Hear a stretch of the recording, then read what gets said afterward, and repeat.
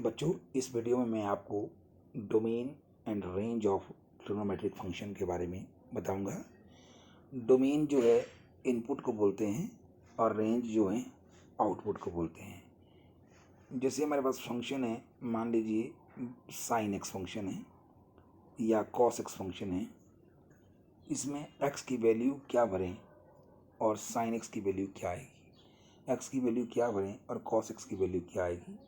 तो एक्स की वैल्यू को हम कोई भी रियल नंबर भरेंगे, इसलिए डोमेन इसकी रियल नंबर आएगी।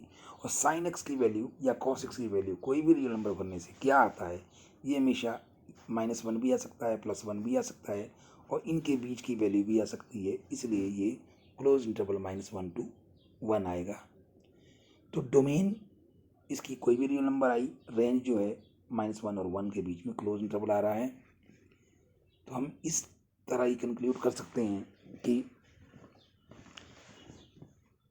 domain of function sin x or cos x is all real number, but range is in the interval -1, 1, or that is -1 less than equal to y less than 1. What is y? Y may be sin x, y may be cos x. That's why we can write it as -1 less than equal to sin x less than equal to 1, या -1 less than equal to cos x less than equal to 1. That is your range of this function. So domain of function is any real number, but range of function is -1, 1 close interval. ठीक है, अब हम आगे चलते हैं। अब यहाँ थोड़ा सा बड़ा इंपॉर्टेंट चीज है, कोसेकेंट एक्स क्या होता है। कोसेकेंट एक्स होता है 1/sin x, 1/sin x होता है। तो अपॉन में sin x आ रहा है, हम sin x की वो वैल्यू नहीं भरेंगे जिससे sin x 0 आ जाएगा, वरना 1/0 अनडिफाइंड हो जाएगा। इसलिए डोमेन जो है इस कोसेकेंट x की क्या आएगी, the set of x such that x belongs to any real number but x is not equal to n pi where n belongs to z। अगर x को n पाई लेते हैं तो sin x 0 आता है, 1/0 अनडिफाइंड होता है, function undefined हो जाएगा। इसलिए x n पाई को छोड़ करके कोई भी वैल्यू ली जा सकती है। लेकिन रेंज क्या आएगी, रेंज इसको भरने के बाद क्या आएगी, सेट आएगा। वो मान लो बाई की फॉर्म में आ रहा है, बाई क्या है, कोई भी रियल नंबर आएगा, लेकिन बाई जो हमेशा ग्रेटर देन इक्वल टू 1 आएगा और बाई जो है आपका लेस देन इक्वल टू -1 आएगा। इसी तरह डोमेन ऑफ अगर सेकेंड एक्स की निकालनी है, सेकेंड एक्स क्या होता है 1/cos x, इसलिए हम cos x की वैल्यू 0 नहीं आनी चाहिए। इसमें भी cos x कब 0 होता है, उसको छोड़ करके set of all real number आएगा, set of x such that x belongs to real number, x is not equal to 2n+1 और π/2। जब x की वैल्यू 2n+1 और π/2 हो जाएगी और मल्टीपल आएगा इसका π/2 का, तब cos x 0 आएगा, फंक्शन अनडिफाइंड होगा। इसलिए हम कह रहे हैं कि x जो है 2n+1 और π/2 where n belongs to z नहीं होगी, बाकी कुछ भी हो सकता है। रेंज क्या आएगी इसमें, रेंज भी आएगी set of y, y belongs to real number, y जो है या तो लेस देन इक्वल टू -1 और y greater than equal to 1 आएगा। लेकिन डोमेन ऑफ टेंजेंट एक्स क्या होता है, टेंजेंट एक्स आपका sin x upon cos x है, वो भी वही है, cos x 0 नहीं आना चाहिए। Set of all value of x, x belongs to real number and x is not equal to 2n+1 और π/2 where n belongs to z, वरना इसमें भी अनडिफाइंड हो जाएगा। रेंज जो है इसमें set of any real number हो सकती है। और लास्टली जो है domain of cot x, cot x होता है आपके पास cos अपॉन साइन, साइन 0 नहीं आना चाहिए, नहीं तो अनडिफाइंड होगा। इसलिए set of x and x belongs to real number, x is not equal to n pi where n belongs to z। अगर n पाई हुआ तो आपका क्या कहा था मैंने, साइन x 0 हो जाएगा, समथिंग अपॉन 0 अनडिफाइंड होगा, कोई भी वैल्यू हो सकती है लेकिन n पाई को छोड़ करके। रेंज जो इसमें भी set of any real number आएगा। ठीक है, अब देखिए अगर हम इसको डिफरेंट इंटरवल में, जैसे इंटरवल मैंने कहा था 90 के इंटरवल होते हैं, आपको पता है। पहला इंटरवल होता है 0 से 90, फर्स्ट क्वाड्रेंट कहते हैं। दूसरा इंटरवल होता है 90 से 180, π/2 टू पाई। तीसरा होता है 180 से 270, पाई टू 3π/2। और चौथा होता है 270 से 360, 3π/2 टू 2 पाई। इसमें इस साइन एक्स की वैल्यू क्या होती है, इंक्रीज करती है, कहाँ से कहाँ डिक्रीज करती है, या cos x की, उसको समझने के लिए हम क्या करते हैं, इसके ग्राफिकल फॉर्म में जाते हैं ताकि ज़्यादा क्लियर हो। अब देखिए, ये आपको एक तो साइन का कर्व पता होना चाहिए। साइन कर्व क्या होता है? साइन कर्व एक शाम की तरह होता है, स्नेक की तरह, लेकिन ये ऊपर नीचे बराबर जाता है और ऑरिजिन से पास होता है। ये नोट करना है, ये ऑरिजिन से पास होता है। हम सिर्फ एक रोटेशन या एक रेवोल्यूशन की बात करेंगे, वाइब्रेशन की बात करेंगे। तो आप देख रहे हैं इस क्वेश्चन में क्या नज़र आ रहा है आपको? साइन कर्व नज़र आ रहा है। ये 0 है, यहाँ पे π/2 है, ये पाई है, ये 3π/2 है, ये 2π या 4π/2 है। ये x की वैल्यू है, यानी कि डोमेन है। ये कोई भी इंटीग्रल वैल्यू ले रहे हैं हम, एनी रियल नंबर, इसके बीच में और भी हो सकती हैं, 0π/2 के बीच में हज़ारों हो सकती हैं, लेकिन हम ले रहे हैं इंटरवल फॉर्म में 0, π/2, पाई, 3π/2 और 2π। अब जब 0 थी तो x की वैल्यू साइन x की 0 आई। यहीं जब ये π/2 थी तब ये ऊपर चली गई 1 में, जब ये पाई थी तब ये 0 पे ही आई, जब ये 3π/2 तो नीचे चली गई, देखो -1 में, जब ये 2π थी तो यहीं आई। अब आप देख रहे हैं इन फर्स्ट क्वाड्रेंट जब वैल्यू जो है x की 0 से π/2, ये देखो रेड हो रहा है, 0 से π/2 x की वैल्यू, डोमेन क्या है 0 से π/2, रेंज क्या है, साइन x की वैल्यू क्या आ रही है, ये इंक्रीज हो रही है, ग्राफ ऊपर को जा रहा है 0 से 1 की तरफ। समझ में आ गई आप? जब x जो फर्स्ट क्वाड्रेंट में कह सकते हैं आप, x फर्स्ट क्वाड्रेंट में लाई कर रहा है या डोमेन 0 से π/2 है, तो रेंज इसकी 0 से 1 की तरफ इंक्रीज कर रही है। जब ये डोमेन आपका सेकेंड क्वाड्रेंट में चला गया, आप यहाँ π/2 के बाद क्या सेकेंड क्वाड्रेंट में एंट्री जाएगी, इसके बाद ये सेकेंड क्वाड्रेंट π/2 से पाई में जा रहा है, आपका कर्व जो है डिक्रीज हो रहा, गिर रहा नीचे को, 1 से 0 की तरफ आ रहा है। जब ये थर्ड क्वाड्रेंट में एंटर कर रहा है, π/2 to pi to 3π/2, pi to 3π/2, तो आपका ग्राफ जो है, इसकी रेंज जो है, ये हम कह सकते हैं साइन x की वैल्यू जो है घट रही है, डिक्रीज हो रही है 0 से -1 की तरफ, नीचे चला गया। देखो पहले ऊपर था 0 से -1, लेकिन जब इस x की वैल्यू फिर आगे बढ़ गई 3π/2 to 2π, यानी कि थर्ड की बजाय फोर्थ में चली गई। अब ये आपका पहला क्वाड्रेंट था, ये आपका दूसरा क्वाड्रेंट है, ये आपका तीसरा है, अब ये चौथे में चली गई, तो आपकी वैल्यू अब हाइक हो रही, इंक्रीज हो रही है -1 से 0 की तरफ, -1 से 0 की तरफ। ये आपने नोट करना है।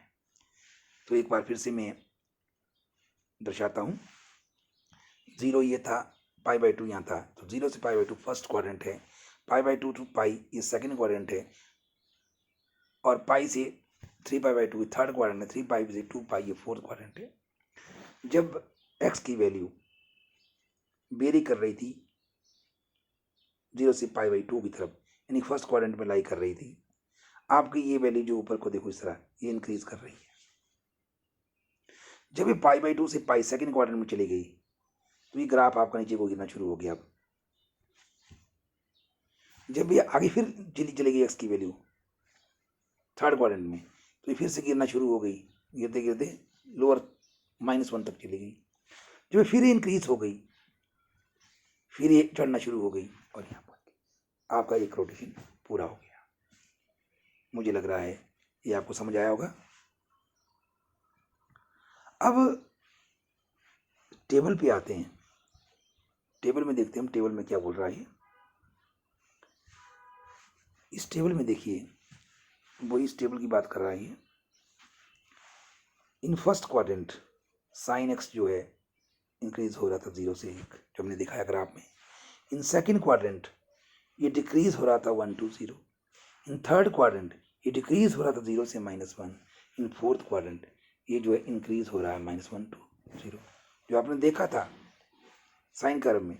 फर्स्ट क्वाड्रेंट में ये देखो 0 से 1 की तरफ इंक्रीज हुआ, सेकेंड क्वाड्रेंट में ये 1 से आपका डिक्रीज हुआ 0 की तरफ। थर्ड में ये 0 से फिर से -1 तक चला गया। फोर्थ में फिर से ये इंक्रीज हुआ -1 से 0। ये आपने देखा। अब हम cos x की बात करते हैं। इसके लिए भी हम ग्राफिकली ही जाएंगे ताकि ज़्यादा क्लियर हो। तो cos x का ग्राफ लेंगे। अब sin x का ग्राफ हमने पहले लिया। cos x का ग्राफ और sin x का ग्राफ बिल्कुल सेम होता है, देख रहे हैं आप। सिर्फ ये भी सांप की तरह है, लेकिन sin x का ग्राफ ऑरिजिन से पास होता है, cos x का ग्राफ ऑरिजिन से पास नहीं होता, बल्कि 1 यूनिट ऊपर से पास होता है। ये नोट करना, 1 यूनिट ऊपर से पास होगा। ये जो आप देख रहे हैं यहाँ पर, 1 यूनिट ऊपर से sin x का यहाँ से पास होता है, cos x का ऊपर से पास होता है। ये बहुत ज़रूरी है जो आपको नोट करना है। अब हम क्या बोल रहे हैं, अब हम इस ग्राफ में देखेंगे कि किस तरह फर्स्ट क्वाड्रेंट, सेकंड क्वाड्रेंट और थर्ड क्वाड्रेंट में वैल्यू इसकी राइज करती है। ये हमारे पास cos x का कर्व है, आप देख रहे हैं ये 0 वैल्यू है, यहाँ π/2 है, फर्स्ट क्वाड्रेंट हो गया यहाँ तक। यहाँ पाई है, यहाँ π/2 से पाई सेकंड आ रहा है, यहाँ 3π/2 है, ये आपके पास थर्ड आ रहा है यहाँ तक, पाई से 3/2, ये 2 पाई है, यहाँ पास फोर्थ क्वाड्रेंट आ रहा है। अब इसमें भी जैसे वैल्यू 0 से क्या कहा मैंने, π/2 की तरफ जा रहा है, ग्राफ ऊपर है 1 पर, ग्राफ आपका डिक्रीज हो रहा है 1 से 0 की तरफ। जैसे x तो कंटिन्यूली इंक्रीज हो रहा है, π/2 से पाई, ये फिर 0 से -1 की तरफ। जैसे पाई से 3π/2, ये -1 से इंक्रीज हो रहा है 0 की तरफ। जैसे ही 3π/2 से 2 पाई तक, ये फिर इंक्रीज हो गया कहाँ से, 0 से 1 की तरफ। तो एक बार फिर से हम डॉट स्ट्रक्चर से दिखाते हैं इसको। ये 0 था, ये π/2, ये पाई, 3π/2 और 2 पाई। जब 0 था तो 0 वैल्यू है, जब वैल्यू आई होगी, आप देखें, जब देखो cos 0 यहाँ था, आपके पास x की वैल्यू 0 थी, cos 0 कहाँ था, यहाँ था पॉइंट आपके पास। जब ये x 0 है तो ये 1 पे है। जैसे ये वैल्यू आगे को जा रही तो ग्राफ नीचे को आ रहा है, देखो आगे को जा रही है, ग्राफ नीचे को आ रहा है, ये आगे को जा रही है, ग्राफ नीचे को आ रहा है। एक टाइम आई दोनों कंसाइड करके। तो हमने देखा x की वैल्यू 0 से π/2 जा रही है, तो cos x की वैल्यू 1 से 0 की तरफ गिर रही है, डिक्रीज हो रही है। जब ये आगे चली गई तो अब देखो नीचे और डिक्रीज होगी, और आगे चलेगी और डिक्रीज होगी, और आगे जाएगी और डिक्रीज। जब यहाँ चलेगी तो नीचे, सबसे नीचे पहुँच जाएगी ये। इस तरह आप देख रहे हैं, जैसे ये वैल्यू π/2 से पाई चली गई तो आपकी cos x की वैल्यू जो है और डिक्रीज हो गई 0 से -1 की तरफ। पहले 1 पे था ये, 0 से -1 की तरफ। अब फिर आगे चली गई π/2 से, अब ये इंक्रीज होनी शुरू होगी, देखो ये इंक्रीज हो रही है, इंक्रीज हो रही है। अब जब ये पाई 3 पाई थर्ड क्वाड्रेंट में है तो ये इंक्रीज होनी शुरू हो गई। तो ये इंक्रीज होते हुए आपके -1 से 0 तक पहुंच गई। अब हम थर्ड में जा रहे हैं, थर्ड से फोर्थ में एंट्री कर दी, ग्राफ अब इंक्रीज हो रहा है। ये देखिए जैसे डॉट बढ़ रहे हैं तो ये भी बढ़ रहे हैं। जैसे ये 2 पाई सबसे ऊपर हाइट पर पहुंच गया, तो इसलिए जब ये थर्ड में चला, थर्ड से फोर्थ में चला गया, 3π/2 2 पाई, तो इंक्रीज हुई ये आपकी 0 से 1 की तरफ, 0 से 1 की तरफ ये हाइक होगी।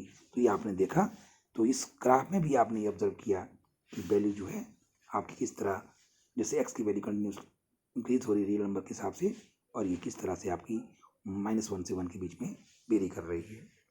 अब हम इसी ग्राफ को टेबल में ले जाते हैं, टेबल में देखते हैं क्या हमने इसमें ऑब्जर्व किया।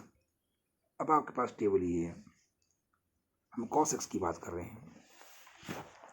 तो cos x में भी आपने टेबल की फॉर्मेट देखना है इसको। ये देखिए जब हमारे पास 0 था, ये फर्स्ट क्वाड्रेंट था, ये यहाँ ग्राफ आपके पास फर्स्ट क्वाड्रेंट में, ये फर्स्ट क्वाड्रेंट में क्या हुआ, फर्स्ट क्वाड्रेंट में ये डिक्रीज हो रहा है 1 to 0। सेकंड क्वाड्रेंट में क्या हो रहा है, ये आप देखो ये डिक्रीज हो रहा है 0 to -1, देखो और नीचे चला जा रहा है 0 to -1। थर्ड में क्या हुआ, इंक्रीज हो रहा है ये अब -1 to 0। फोर्थ में क्या हो रहा है, ये इंक्रीज हो रहा है, ये आपका इंक्रीज हो रहा है। अब देखेंगे आप तो ये इंक्रीज हो रहा है, ये ग्राफ भी इसी के साथ ये ग्राफ जो है आपका यहाँ पहुँच जाएगा 0 to 1। तो आपने क्या देखा, आपने ये देखा, आपने ये देखा इसमें इन first quadrant 0 to pi by 2 value of cos x जो थी आपकी, वैल्यू ऑफ कॉस एक्स क्या हो रही थी हमारे पास, ये इसमें वैल्यू ऑफ कॉस एक्स आपकी कोसाइन फंक्शन की डिक्रीज करी थी 1 to 0। इन सेकेंड क्वाड्रेंट ये डिक्रीज करिए 0 to -1।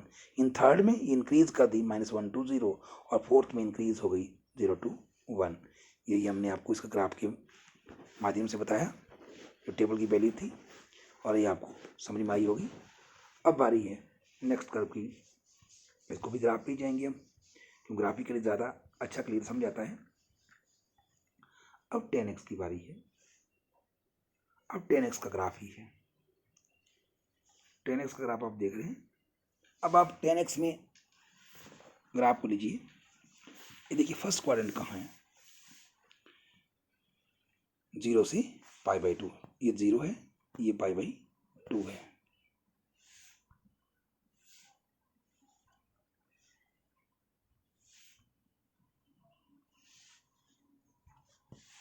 ये 0 पे हैं आप, ये पाई बाई 2 है, ये पाई है, ये 3 पाई बाई 2 है, और ये 2 पाई है। ये आपका कंप्लीट हो गया। यहाँ फर्स्ट क्वाड्रेंट है, ये यहाँ से यहाँ सेकेंड क्वाड्रेंट आ गया, ये थर्ड और ये फोर्थ। ठीक है, फर्स्ट क्वाड्रेंट में सबसे पहले हम क्या देखेंगे, कहाँ थी वैल्यू। जब एक्स की वैल्यू जो है हमारी इंक्रीज कर रही है, फर्स्ट क्वाड्रेंट 0 से पाई बाई 2, फिर पाई बाई 2 से पाई सेकेंड में, फिर पाई बाई 2 से 3 pi by 2, then 3 pi by 2 to 2 pi. तो हमने देखना है कि जैसे एक्स इंक्रीज हो रहा है तो इसमें इसके 10x की वैल्यू को क्या हो रहा है। This is motive. इस ग्राफ में सबसे पहले हमने क्या ऑब्जर्व किया, हमने ऑब्जर्व किया कि हम जो है कहाँ पे हैं, 0 पे हैं, फिर पाई बाई 2 पे हैं, फिर 0 से पाई बाई 2 फर्स्ट क्वाड्रेंट में हैं, फिर पाई बाई 2 से पाई पे हैं, फिर पाई से 3 पाई बाई 2 पे हैं, फिर 2 पाई पे हैं। अब 10 0 कितना होता है, 10 0 कितना होता है, 0 ही होता, हम यहीं थे। जैसे हम आगे को इंक्रीज करेंगे, ग्राफ जो है ऐसे इंक्रीज होता जाएगा, ऐसे आगे करेंगे ये इंक्रीज होता जा रहा है, ऐसे आगे आगे आप देखेंगे जब हम पाई बाई 2 है तो बहुत दूर चला जाएगा ग्राफ। तो इसलिए जैसे आप x जो है 0 से पाई बाई 2 जा रहा है, वैल्यू जो है 10x की वो आपकी 0 से इन्फिनिटी की तरफ जा रही है, ऊपर को जा रही है, ऐसे 0 से पाई बाई 2 तो इन्फिनिटी की तरफ जा रही है, ये आपने देखा। और जैसे आप ये देखेंगे हम 0 पे थे तो 0 पे थे, थोड़ा 0 से आगे चले गए हम तो ग्राफ ऊपर, फिर ऊपर, फिर ऊपर। जैसे जैसे हम पाई बाई 2 की तरफ जाएंगे तो ग्राफ आपका इन्फिनिटी की तरफ जाएगा। तो 0 से पाई बाई 2 हमने क्या किया, 0 से पाई बाई 2 ग्राफ की वैल्यू जो है हमारी, आप देखिए 0 से पाई बाई 2 में क्या हुआ, ग्राफ की वैल्यू आपकी कहाँ चली गई, 0 से इन्फिनिटी की तरफ। कहाँ चली गई है, 0 से infinity. It increases from 0 to infinity. ठीक है, अब हम सेकंड क्वाड्रेंट में जाते हैं, हम ऑब्जर्व करेंगे सेकंड क्वाड्रेंट में क्या हो रहा है। सेकंड क्वाड्रेंट में आपने क्या ऑब्जर्व किया, आप सेकंड क्वाड्रेंट आपका पास कहाँ है, पाई बाई 2 पे है। अब ग्राफ की लोकेशन देखिए, जब पाई बाई 2 पे थे, पाई बाई 2 पे थे आप, तो आप थे इन्फिनिटी पे, माइनस इन्फिनिटी पे थे, नीचे थे इसके। जैसे आप आगे जा रहे हैं तो आपका ग्राफ आगे आ रहा है, और आगे जा रहे हैं तो और आगे आ रहा है, और आगे जा रहे हैं तो और आगे आ रहा है। जैसे जैसे आप पाई पर जाएंगे तब ये यहाँ पहुँच जाएगा, यानी कि ग्राफ माइनस इन्फिनिटी से पाई की तरफ आ रहा है। जैसे आप सेकेंड क्वाड्रेंट में हैं, पाई बाई 2 टू पाई, इसमें जो वैल्यू आपकी माइनस इन्फिनिटी से पाई की तरफ जा रही, तो माइनस इन्फिनिटी से हम कहेंगे ये आपका इस पाई कहाँ पे है, 0 लाइन पे है, तो इसलिए ये माइनस 42 0 जा रहा है। उधर देखिए आप ध्यान से दोबारा से टेबल में, तो टेबल आपका बोल रहा है, टेबल कह रहा है 10x में फर्स्ट क्वाड्रेंट में इंक्रीज हुआ था 0 से इन्फिनिटी, सेकंड में ये क्या हुआ, डिक्रीज हुआ माइनस इन्फिनिटी से 0। अब हम थर्ड क्वाड्रेंट की बात करते हैं इसी ग्राफ में। थर्ड क्वाड्रेंट की शुरुआत कहाँ से होगी, थर्ड की शुरुआत होगी पाई से 3/2। अब पाई पे अब 0 था तो ये 0 ही था। जैसे मैं आगे जाए ग्राफ चलता जा रहा है, ग्राफ चलता जा रहा है, ग्राफ चलता जा रहा है, और आप देख रहे हैं जैसे आप थर्ड क्वाड्रेंट में एंटर हुए हैं, ठीक है, पाई से 3/2 ग्राफ जो 0 से इन्फिनिटी की तरफ जा रहा है।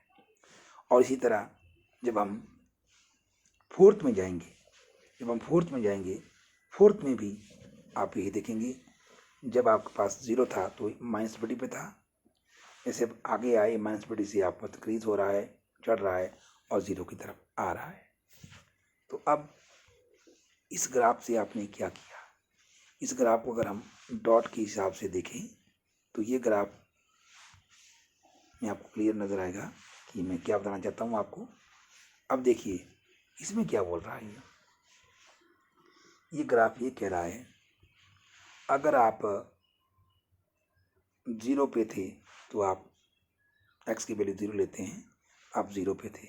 जब π/2 पे थे तो आप ऊपर थे, यानी जैसे आपकी वैल्यू ये 0 से π/2 है तो ये वैल्यू जो है आपके 0 से इन्फिनिटी की तरफ बढ़ रही थी, राइट, फर्स्ट क्वाड्रेंट में। अब सेकंड क्वाड्रेंट में इसने क्या कहा, सेकंड क्वाड्रेंट में ये बोल रहा है अगर आप π/2 पे थे तो आप 0 पे थे, जैसे आप आगे को जा रहे हैं ये नीचे को आ रहा है और 0 की तरफ आएगा।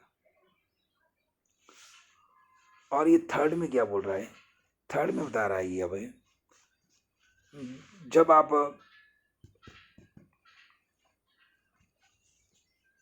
पाई पे थे तो 0 था, जैसे आप 3/2 की तरफ जा रहे तो ग्राफ आपका हाई कर रहा है इन्फिनिटी की तरफ।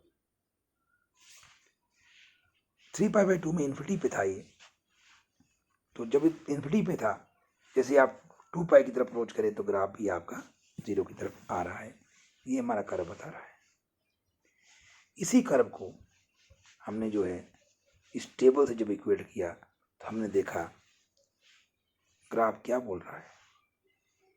ग्राफ जो इसका ये बता रहा है फर्स्ट क्वाड्रेंट में ये इंक्रीज कर रहा था 0 से इन्फिनिटी की तरफ, इंक्रीज कर रहा था ये 0 से इन्फिनिटी की तरफ। दूसरे में इसने इंक्रीज किया माइनस इन्फिनिटी से 0 की तरफ। तीसरे में इसने इंक्रीज किया 0 से इन्फिनिटी की तरफ। चौथे में इसने फिर से इंक्रीज किया माइनस इन्फिनिटी से 0 की तरफ, यानी कि ग्राफ आपका कंटिन्यूसली इंक्रीज कर रहा है, ये हमने देखा। इस ग्राफ को सम अप करने के लिए हम क्या करते हैं, हम जो है टेबल में ही इसकी फॉर्मुलेशन दिखाते हैं आपको। ये कह रहा है 10x का ग्राफ 0 से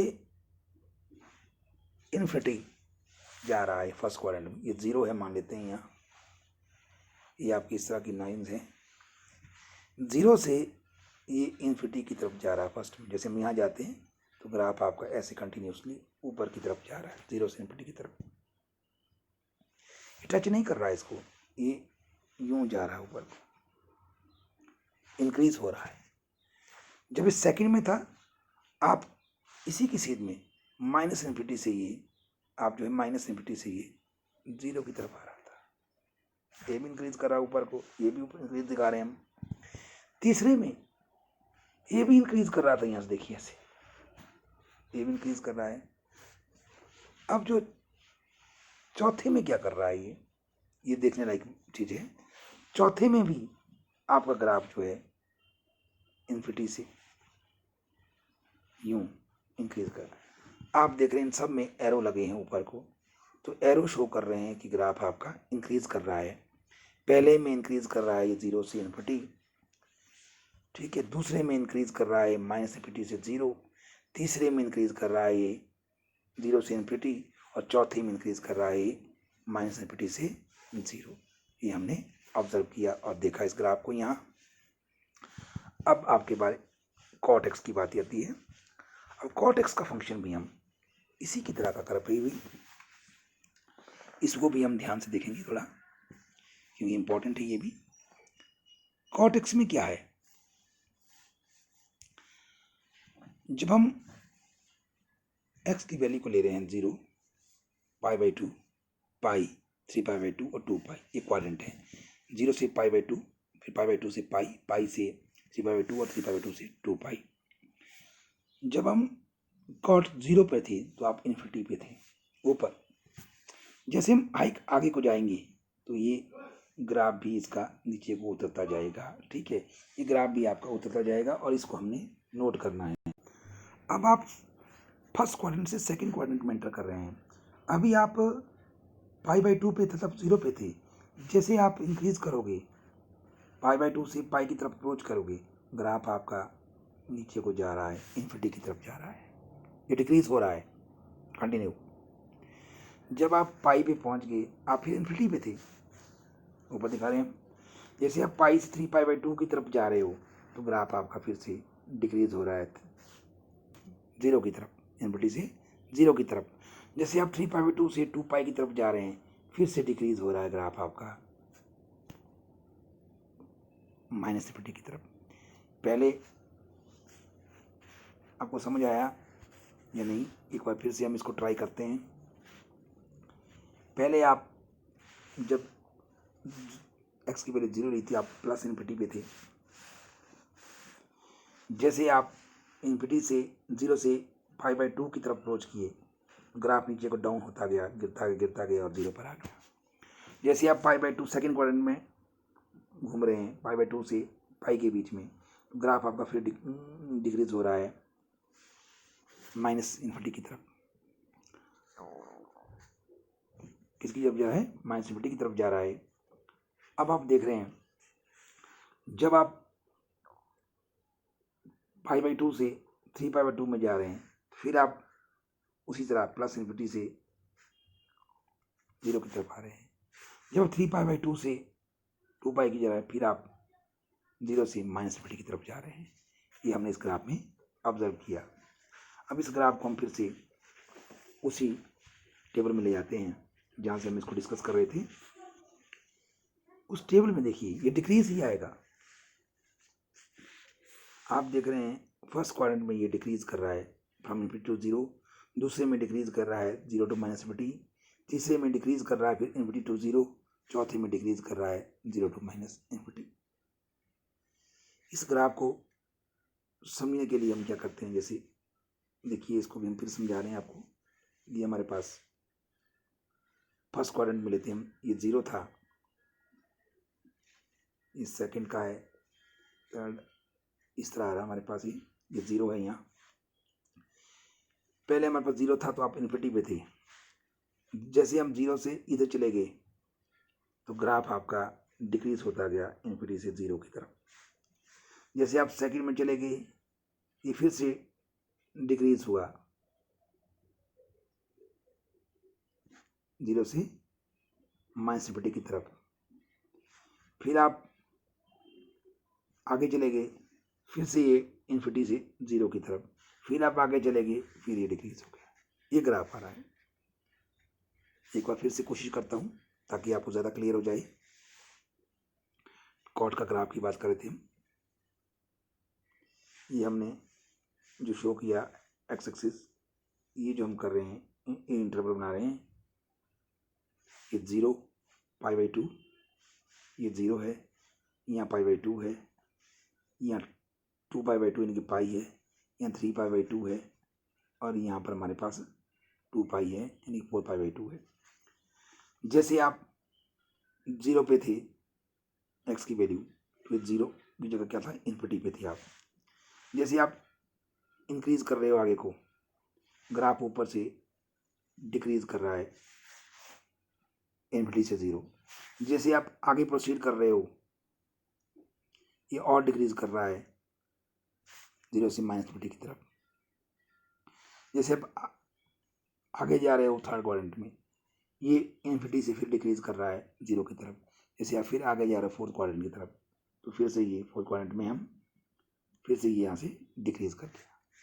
तो ये हमने आपको एक्सप्लेन करने की कोशिश की, शायद मुझे लग रहा है आपको समझ आ गया होगा। अब रह गए लास्ट 2 सेकेंड और कोसेकेंड। सेकेंड के कर्व की बात करते हैं। सेकेंड का कर्व देखिए जरा ध्यान से इसको भी। सेकेंड में क्या है,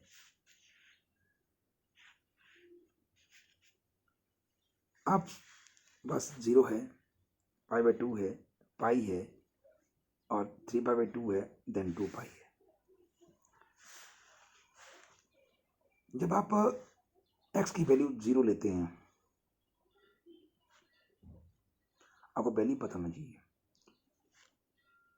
ग्राफ को थोड़ा सा लार्ज करते हैं तो ग्राफ दोनों तरफ जाएगा, भी दिक्कत आएगी।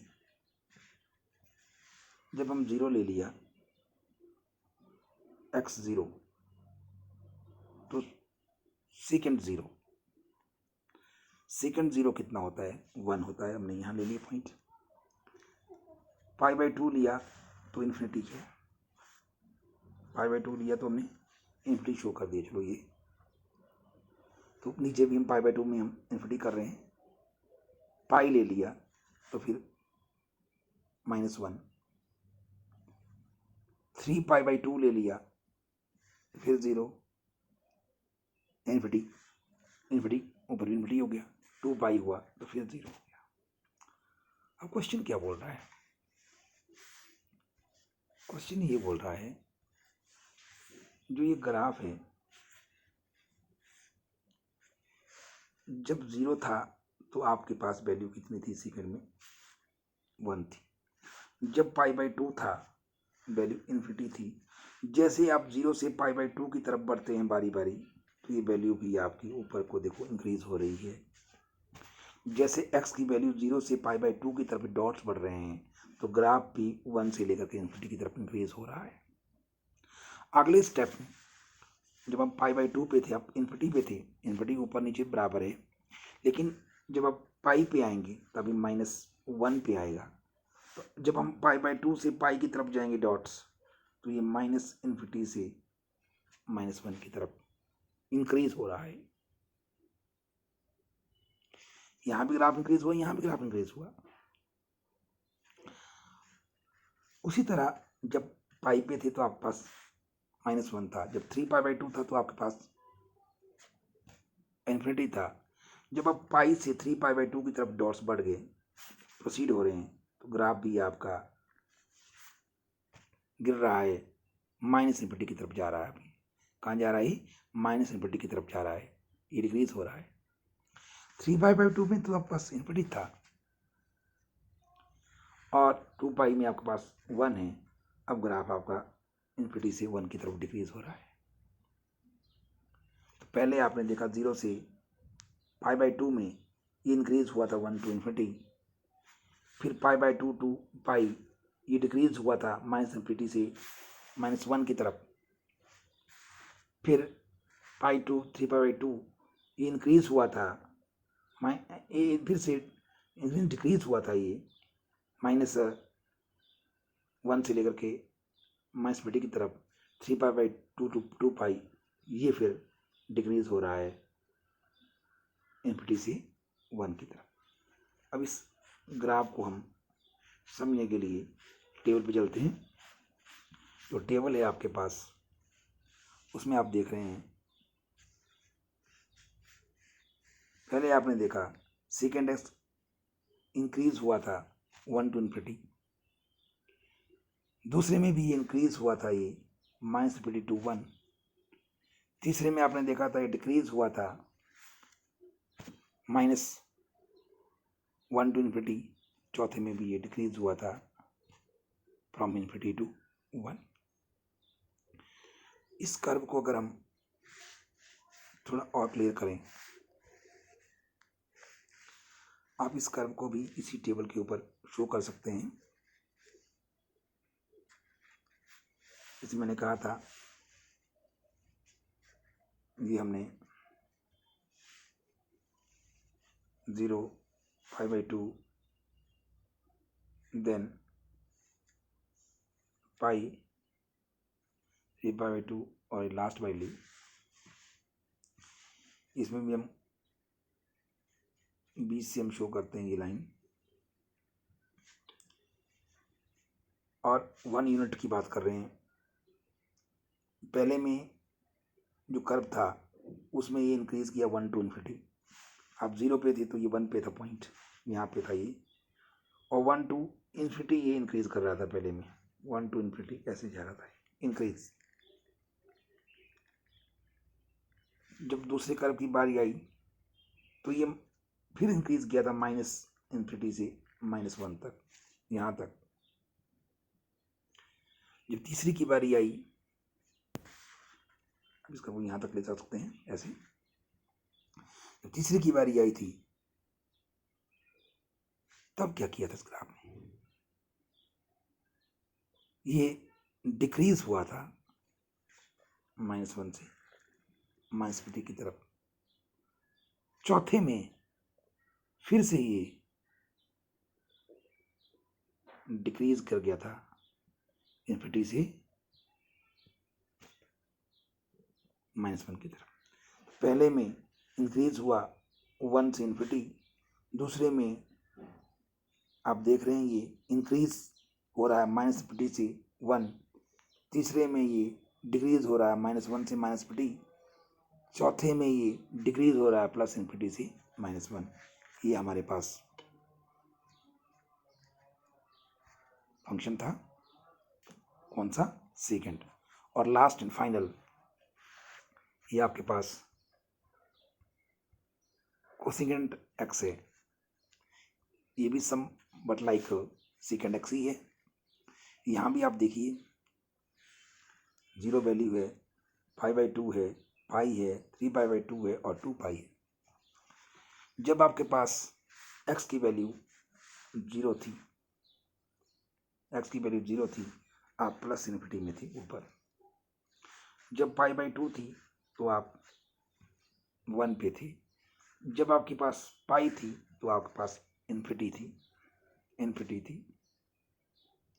जब आपके पास 3π/2 था आपके पास -1 था। जब 2 पाई था फिर आपके पास ∞ है। इसका मतलब ये हुआ, जब आपके पास वैल्यू 0 थी तो आप ∞ पे थे। जैसे जैसे आप 0 से π/2 की तरफ अप्रोच कर रहे हैं तो ग्राफ भी आपका ∞ से 1 की तरफ डिक्रीज कर रहा है। जैसे आप 0 से π/2 में गए तो ये भी आपका डिक्रीज कर गया। जैसे आप π/2 से पाई जाएंगे तो ग्राफ आपका फिर से इंक्रीज करेगा ∞ की तरफ 1 से। जैसे आप पाई से 3π/2 में जाएंगे, ये -∞ से -1 की तरफ इंक्रीज कर रहा है। जैसे आप 3π/2 से 2 पाई जाएंगे तो ग्राफ आपका फिर से -1 से ∞ की तरफ जा रहा है, तो ये डिक्रीज कर रहा है। तो ये कर्व है। एक बार फिर से कोशिश करता हूँ। तो मैं क्या बोला, डॉट से हम इसको शो करते हैं, जरा एक्सप्लेन करके। डॉट से ज़्यादा क्लियर हो जाएगा आपको। यहाँ देखिए, हम बोल रहे हैं जब हम 0 यहाँ है, 5/2 है, पाई है, 3π/2 है और 2 पाई, इंटरवल हो गए 4।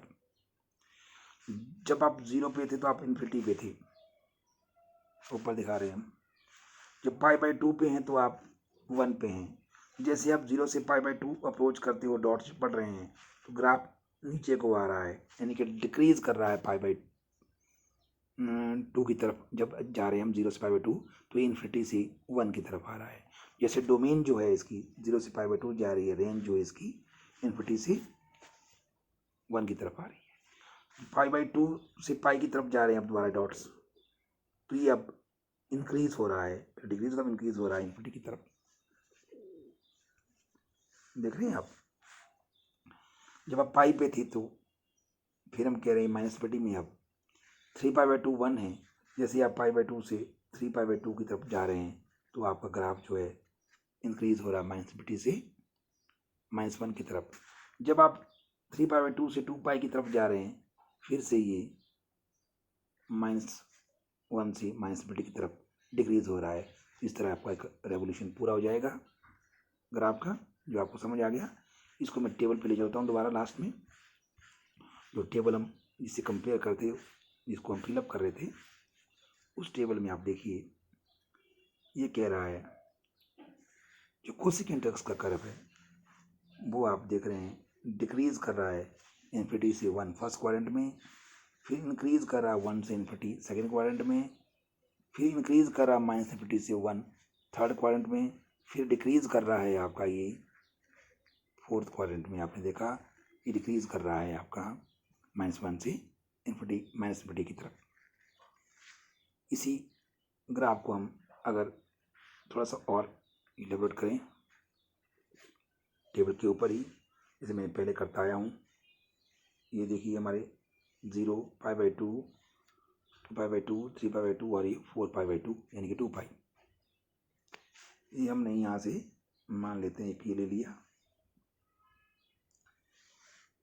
पहले हमने कहा ये 0 था, ये π/2 था, ये 2π/2 यानी कि पाई था, ये 3π/2 था और यहाँ 2π था। 0 पे जो था ये इन्फिनिटी पे था और π/2 में जो है ये कहाँ पे है, π/2 में 1 में, यहाँ है 1। तो ग्राफ आपका ऐसे ऐसे ऐसे करके आपका 1 की तरफ आ रहा है।